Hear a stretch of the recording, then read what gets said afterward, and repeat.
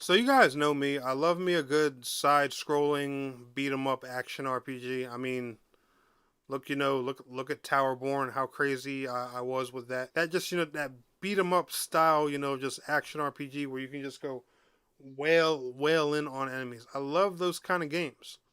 And when I saw Kingdom's Return, Time Eating Fruit and the Ancient Monster, I was definitely intrigued. And I went out and I reached out to Inti Creates. Special shout out to them, by the way, and asked them for a review copy on the Nintendo Switch. I'm going to give you guys my honest thoughts on the game. Just keep in mind this is the first impression. Special thank you to Inti Creates, and let's go ahead and get into it. Gamers and game mats, what is going on? My name is Taneko27, and welcome back to another video. And guys, in today's video, we are checking out Kingdom's Return, the ancient fruit, or the time eating fruit and the ancient monster. God, that name is a mouthful. All right, that's my first beef with this game. But anyway, if you want to stay updated on all things Kingdom's Return, because we're not saying that whole title again, make sure you're liking today's video, subscribing to the channel if you're new. Let's go ahead and get on into today's topic. So like I was saying before, guys, this is just going to be a first impression. I've only spent a few hours with this game so far, and so far I have to say, it's pretty average. It's a lot of fun. It's definitely got that old school look, feel, and stuff like that. But it really doesn't do anything too different, very unique or crazy that's not already out there. Now the thing I can appreciate about this game is it's not a full price retail or AAA game or anything like that. I believe it's about $24.99 USD or $29.99 if I'm not mistaken.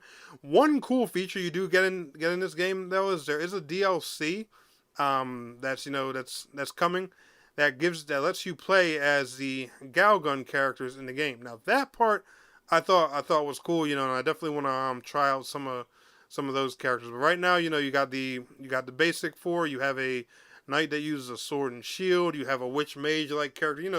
The same typical four classes you get in any like starter RPG and stuff like that. It has some fun beat 'em up action combat that I really enjoy. The soundtrack's a little I wasn't too crazy about the soundtrack. The story so far just seems pretty, I'm not going to say non-existent, but just not very intriguing. It's mostly done through like little conversation, and this section where you have to basically like rebuild the kingdom and stuff like that. There's a part what you're basically doing in this game is you're going out on little dungeons, missions and stuff like that. There's little objectives for you to go and do.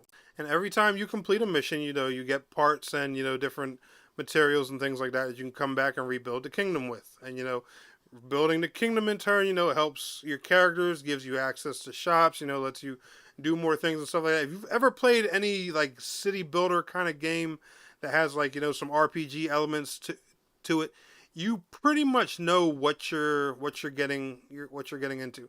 Like I say, it's a cool concept and it's different, but it's just not anything that I haven't seen before. The games, it's a lot of fun. Combat's a little bit on the clunky side. Like one thing that really annoys me, for example, when I'm playing the knight is you're always locked into your attack animations like 100%. And when I mean locked, like not just the attacks itself, but to the fact that you can't even turn left and right mid attack. Like for example, let's say I'm doing a 3-hit sword slash. If I'm facing the right and I'm doing all three of those sword slashes, I have to do all three of them to the right.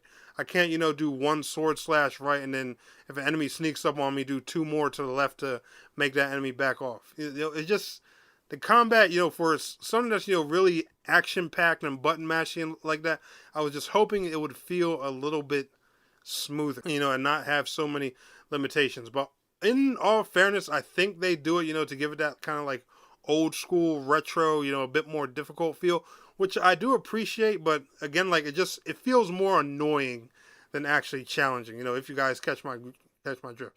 The game's not bad, like I said, but it's really not doing anything too unique or crazy right now. That's all I'm saying. But it's definitely worth checking out, especially if you're a fan of this series, Galgun or anything like that, and you like a lot of RPGs that Inti Creates and makes. Definitely check this one out. Like I said, it's not terrible, and especially for the price, you can't beat it. It's not doing anything crazily special, innovative, or anything that we haven't seen before. But anyway, guys, let me know your thoughts down in the comments below. Let me know if this is a game you'd want to check out. I'll leave a link in the video description where you guys can read up more, look into it, and possibly even buy it for yourselves. I'll see y'all in the next video. Peace out. Have a good one. Filling the lungs inside you, and the blood